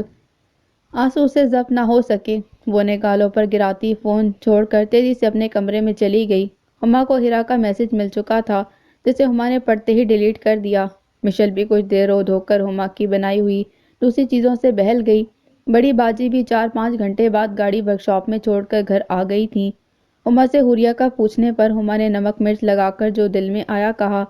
ساتھ ہی حوریہ کا اس وقت اپنے ماں باپ کے گھر میں ہونے کا خدشہ بھی ظاہر کیا، کیونکہ وہ میسج سے یہ جان چکی تھی کہ وہ میکے میں ہے۔ جیسے جیسے دن گزر رہا تھا، بڑی باجی کو ہما کی ہر بات میں صداقت لگی۔ اگلے دن ہیرا نے حرف تسلی سب سے پہلے رکھا اور حوریہ سے معافی مانگی، ساتھ میں بڑی باجی کی خوب برائیاں کی۔ وہ حوریہ کے دل کی بات جاننا چاہتی تھی، مگر حوریہ ان سب ہیرا پھیریوں سے پیدل تھی۔ البتہ حوریہ نے اپنا دل ہما کی طرف سے صاف کر لیا۔ حوریہ نے اب سوچ لیا کہ اس گھر کے افراد کا دل جیتنا ہے، اپنے شوہر کی نظروں میں مقام بنانا ہے۔ انسانی فطرت ہے کہ وہ سوچتا بہت کچھ ہے، مگر ہوتا اس کے برعکس ہے۔ بعض صورتوں میں جیسا وہ سوچتا ہے ویسا ہو بھی جاتا ہے، اور وقتی طور پر وہ اپنی من چاہی سوچ کے مطابق ہر کام ہو جانے پر مشکور اور مسرور بھی ہوتا ہے، مگر کچھ آگے جا کر اسے بہت جلد اس بات کا احساس ہو جاتا ہے کہ کاش جیسا میں نے سوچا تھا ایسا نہ ہوتا۔ انسان ہر وقت ایسی سوچوں میں گھرا رہتا ہے کہ ایسا ہوتا تو اچھا ہوتا، ایسا نہ ہوتا تو اچھا نہیں ہوا، اب ہو جاتا تو ٹھیک تھا، مگر یہ تو سب خدا کے ہاتھ میں ہے۔ وہ جیسا چاہتا ہے انسان کے ساتھ ویسا معاملہ رکھتا ہے، انسان چاہے یا نہ چاہے۔ زندگی کے شب و روز اپنے معمول پر چلنا شروع ہو گئے۔ جاب سے گھر، گھر سے جاب۔ اس کی زندگی میں اور دوسری کوئی چیز نہیں تھی۔ ایک چیز جو اسے خوشیاں دیتی تھی وہ تھی اس کے گھر والوں کی خوشیاں، شکیل کی کامیابیاں، اس کی محنت اور بہترین تنخواہ، جس سے گھر میں کسی حد تک آسودگی آ گئی تھی۔ شکیل کا سال مکمل ہونے والا تھا اور گھر میں شادی کی تیاریاں عروج پر تھیں۔ اس کا بہت دل چاہتا کہ وہ بھی ان تیاریوں میں بڑھ چڑھ کر حصہ لے، مگر وہ ایسا نہیں کرنا چاہتی تھی۔ وہ صرف اپنا گھر اور اپنے شوہر کو خوش رکھنا چاہتی تھی۔ گزرے 4 ماہ میں آذر سے اس کی کوئی بات نہ ہوئی، یا پھر اس نے کال ہی نہیں کی۔ کال تو وہ کرتا رہا ہوگا بڑی باجی کو، مگر اس سے کوئی بات نہیں کی، اور اس کی ہمت نہیں ہوئی کہ وہ اس کو کال کرتی۔ اگر کر بھی لیتی تو کیا بات کرتی؟ اس شدید ذلت کے بعد اس کے پاس کوئی بات ہی نہیں تھی آذر سے کرنے کے لیے۔ ایسا کرو حوریہ، تم کچھ دن اپنے امی ابو کے گھر رہ آؤ، تمہارے بھائی کی شادی کی تاریخ بھی تو رکھ دی گئی ہے نا۔ اس نے حیرت اور پریشانی کے ملے جلے تاثرات سے بڑی باجی کی طرف دیکھا۔ اسے اپنے کانوں پر یقین نہیں آ رہا تھا۔ بعض نوازشات بہت بھاری ثابت ہوتی ہیں۔ جی، اس مہینے کی 12 تاریخ، وہ امی لوگ کارڈ، ارے کیا کارڈ وارڈ، گھر کی بات ہے تو 12 تاریخ تو ہفتہ ہی رہ گیا ہے۔ تم بہن ہو، بھائیوں کا مان ہوتی ہیں بہنیں۔ اس گھر میں رونق لگاؤ، کوئی ڈھولکی وغیرہ رکھو جا کر۔ ایسا کرو کل میں تمہیں یونیورسٹی جاتے ہوئے تمہاری امی کے گھر ڈراپ کر دوں گی، تم بھی بھائی کی شادی ہونے تک جاب سے چھٹیاں لے لو۔ وہ اگلے دن بڑی باجی کے ساتھ اپنے پورے ہفتے کا سامان سمیٹ کر ابو امی کے گھر آ گئی۔ ہیرا تو پہلے ہی وہاں موجود تھی۔ گھر میں رونق لگی ہوئی تھی۔ شکیل بھی 2 دن پہلے بیرون ملک سے واپس آ گیا تھا۔ بڑی باجی کی باتوں سے مٹھاس بہہ بہہ کر جا رہی تھی۔ حوریہ کو ان کی اتنی مہربانیوں کی کچھ سمجھ نہ آ رہی تھی۔ اس سے حیرانی ہو رہی تھی کہ بڑی باجی کا مزاج اتنا اچھا کیسے ہو گیا۔ البتہ جو بھی تھا یہ اس کے لیے خوش آئند بات تھی۔ ہیرا نے گھر کے ہنگاموں وغیرہ سے فارغ ہو کر حوریہ سے اس کا حال احوال پوچھا اور آذر کے بارے میں بھی پوچھا۔ حوریہ کا ہمیشہ کی طرح ایک ہی جواب سن کر سر پکڑ لیا۔ اس نے ہمیشہ کی طرح آج پھر حوریہ کو سمجھایا کہ وہ خود آذر کو فون کرے، اس سے بات کیا کرے، اپنی انا کو مار دے، سب باتوں کو پیچھے رکھے۔ انا، ہیرا تم انا کی بات کرتی ہو، مجھ میں انا کہاں ہوگی؟ میں نے صرف اپنی انا ہی نہیں اپنا آپ بھی مار لیا ہے۔ میں بس خاموش رہ کر اپنے اچھے وقت کا انتظار کرنے کے علاوہ اور کچھ نہیں کر رہی کہ میں اس کے سوا اور کچھ کر بھی نہیں سکتی۔ اس کے لہجے میں تھکن تھی۔ پرسوں مہندی ہے، گھر میں ہر بندہ مسرور تھا۔ شکیل سب گھر والوں اور حوریہ اور ہیرا کے لیے بے تحاشا تحفے لایا۔ خیریت اور خوش اسلوبی سے مہندی کا فنکشن ہو گیا۔ بڑی باجی لوگوں نے البتہ کچھ مصروفیات کی وجہ سے مہندی میں شرکت کرنے سے معذرت کر لی، لیکن شادی اور ولیمے میں شرکت کا وعدہ کیا۔ شادی کے دن بھی حوریہ پارلر سے تیار ہوئی۔ حسین تو وہ تھی، پھر حسین لگنا کیوں نہیں تھا اسے؟ سب سے زیادہ فکر بڑی باجی ایان اور ہما کی تھی، وہ جلد آ جائیں۔ ہال مہمانوں سے بڑھتا جا رہا تھا مگر ابھی تک بڑی باجی لوگ نہ آئے تھے۔ ارے حوریہ، ماشاء اللہ بھائی، خوب رنگ روپ نکالا ہے تم نے تو، بہت پیاری لگ رہی ہو۔ کہاں ہیں بھائی آپ کے دولہے میاں؟ کہیں نظر نہیں آ رہے؟ حوریہ کی ایک رشتہ دار خاتون نے حوریہ اور ہیرا کے پاس آ کر کہا، جس وقت ہال کے وسط میں کھڑی بیرونی دروازے کی طرف متلاشی نظروں سے بار بار دیکھ رہی تھیں۔ جی، وہ کیسے آ سکتے ہیں، وہ تو باہر ہوتے ہیں۔ حوریہ نے کچھ نہ سمجھتے ہوئے رک رک کر کہا، ہاں بھائی ہمیں پتہ ہے باہر ہوتے ہیں، مگر آج کل تو اندر ہیں۔ انہوں نے بات کو مذاق کا رنگ دیا۔ حوریہ اور ہیرا کے ماتھے پر ایک ساتھ شکن پڑی۔ میرا مطلب ہے وہ آج کل پاکستان آئے ہوئے ہیں، اسی لیے تو پوچھ رہی ہوں۔ جی آنٹی، آپ کو کوئی غلط فہمی ہوئی ہوگی، وہ تو باہر ہی ہیں۔ ہیرا نے کچھ نہ سمجھتے حوریہ کی طرف دیکھتے ہوئے بولا، ہیں غلط فہمی؟ ارے میرے بیٹے کا ایک دوست تمہارے میاں کا بہت اچھا اور پرانا دوست ہے، آذر ہی نام ہے نا تمہارے میاں کا، اونچا لمبا کلین شیو۔ میرے بیٹے کا وہ دوست اور آذر دونوں ساتھ ہی تو آئے ہیں، 4 دن ہو گئے ہیں انہیں آئے ہوئے۔ حوریہ اور ہیرا دونوں کی بری حالت تھی، کاٹو تو لہو نہیں والی مثال۔ پتہ نہیں کیا کچھ بول کر ہیرا نے یہاں پھر بات کو سنبھالا، اگر آذر آئے ہوئے ہیں تو مجھے کیوں نہیں بتایا؟ حوریہ نے ان رشتہ دار خاتون کے چلے جانے کے بعد بے یقینی کسی کیفیت میں اپنے آپ سے کہا، اسی لیے حوریہ، اسی لیے میں کہتی تھی بار بار کہ آذر بھائی کے ساتھ رابطے میں رہو، خود کو اتنا ذرا نہ کرو، لیکن یہ بھی تو ہو سکتا ہے ان خاتون کو کوئی غلط فہمی ہوئی ہو۔ حوریہ نے کمزور سی تسلی دی خود کو۔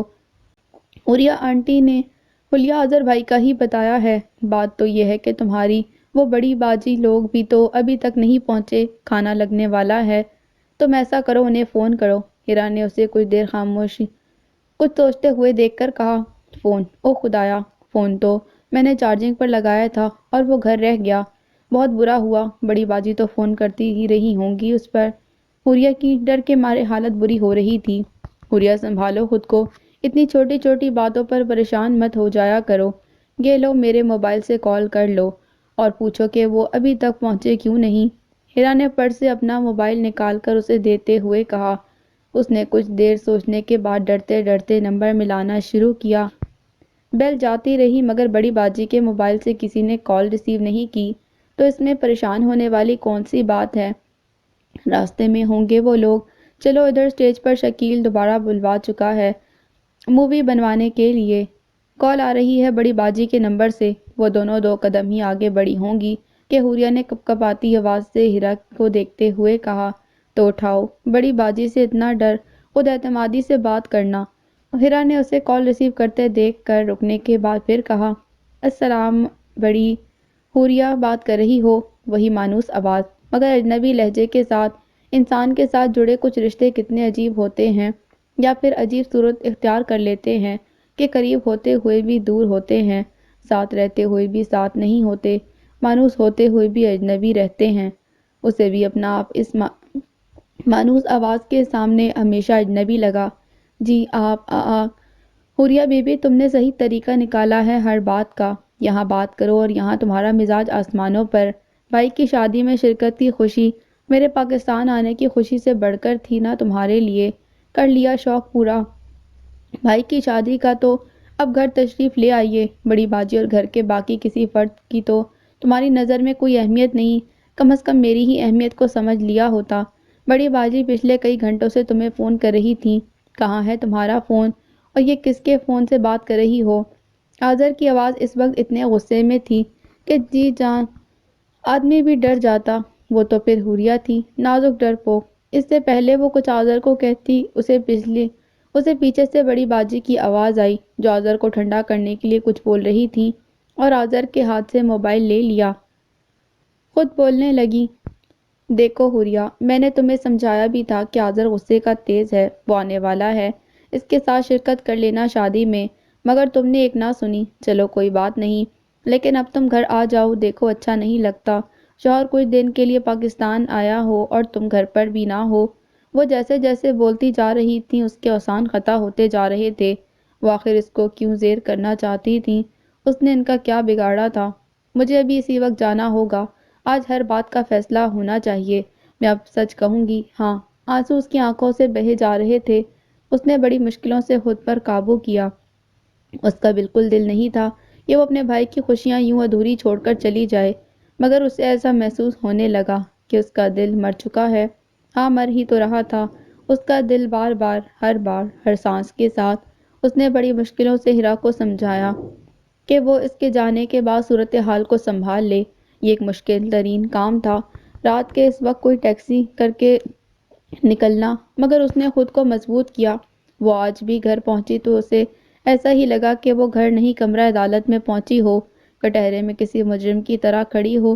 وہ ہلکے پیازی رنگ کے شیفون کے آتشی گلابی رنگ کے ہلکے کام والے سوٹ میں ملبوس اتنی پیاری لگ رہی تھی کہ اسے دیکھنے والے کو اس کی موہنی صورت پر پیار آ جائے، مگر یہاں جیسے پیار آنا چاہیے تھا، وہ گویا آنکھوں میں خون بھرے اس کے مقابل کھڑا تھا۔